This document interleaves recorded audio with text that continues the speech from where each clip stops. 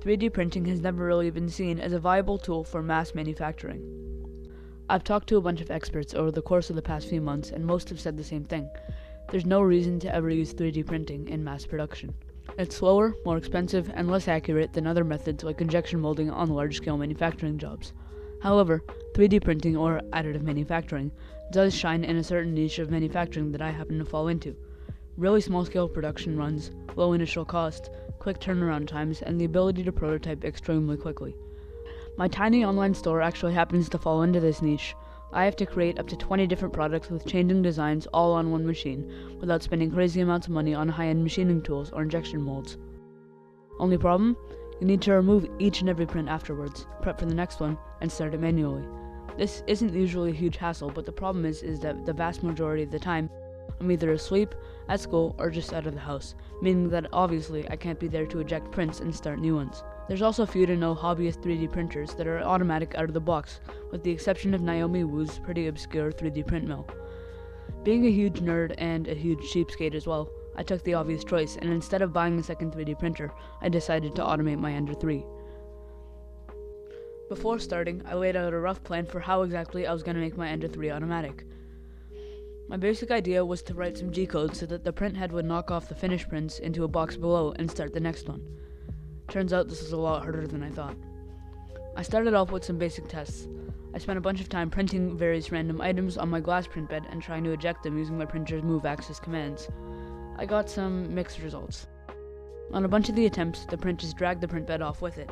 These prints were sticking far too well to the bed and needed force stronger than the nozzle could give for the prints to come off. The surface of the glass print bed I had bought had a textured coating to help with bed adhesion, but it was working a little bit too well. Now, my solution to this is a little strange and unintuitive, but I flipped the bed over. The other side of this print bed was a smooth glass surface, which is basically the texture of a window pane, that I thought might work for this project. To get the filament to stick to this smooth surface in any form, I had to use a combination of rubbing alcohol and glue stick to strike a balance. Eventually, I was able to consistently remove the prints from the bed using my printhead, so it was finally time to start writing the Gcode. Spoiler alert, it wasn't particularly exciting. I had to rewrite parts of my printer's start Gcode and rewrite all of the end Gcode. I started off with the end Gcode by using my printer's move axis commands to get an estimate for the coordinates I would need to move the printhead between to remove prints. I ended up with a sequence of code made of G0 or movement commands that made the printhead sweep back and forth exactly in the center of the x-axis to remove prints, although it's easily editable if the model in question has weird dimensions or a strange location on the print bed. I also added in an M140 S command, which makes the printer wait for the bed to cool to 30 degrees Celsius before attempting to eject the print. I also commented out the last few lines of end Gcode using semicolons because of the way the Gcode needs to be assembled. Basically, I have to use my autoprint removal profile on Cura to generate regular Gcode files that have my custom starting and end script. At the end of each script are the final commands, commented out with semicolons.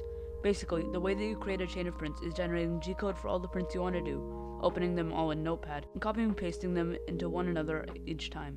On the few final lines, you just have to delete the final semicolons so that the final few commands, which do things like disable the steppers, cut power to the nozzle, cut power to the bed, and everything else all still happen. Now, let's talk hardware. My goal for this project was to minimize the money I would have to spend and the hardware modifications I would need to make to my printer. I ended up with 3 quote-unquote mods that I would need for the printer to run properly. The flipped glass print bed, a sheet of paper attached to the bed that helps avoid prints getting stuck in the moving parts underneath, and a couple of bits of plastic from failed prints to hold the printer at a slide angle so that the finished prints slide off into the cardboard box I left underneath.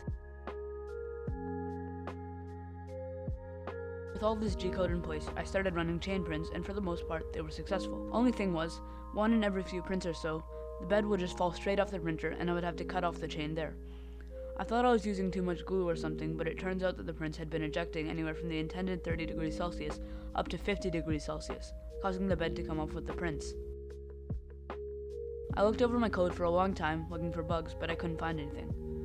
I ended up Googling it, and turns out there's a bug in the Ender 3's firmware that just hasn't been fixed yet that causes problems with the M140S command.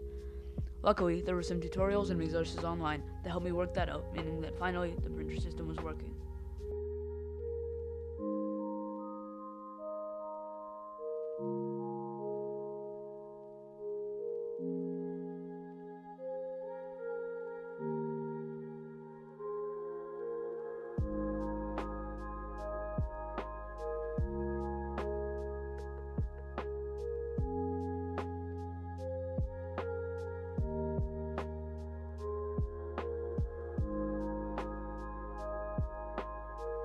the end, I learned a lot from this project, namely that Gcode sucks. Automating my Ender 3 has been really useful for working through a few backlogs of orders in my shop, and a huge nice to have in terms of my 3D printing as a hobby. Anyway, if you own a tiny 3D printing business like me, or just want to experiment with automatic printing yourself, feel free to check out the condensed start and then Gcode on my GitHub. And if you have any thoughts, comments, or questions, feel free to reach out via my email or LinkedIn. Thanks.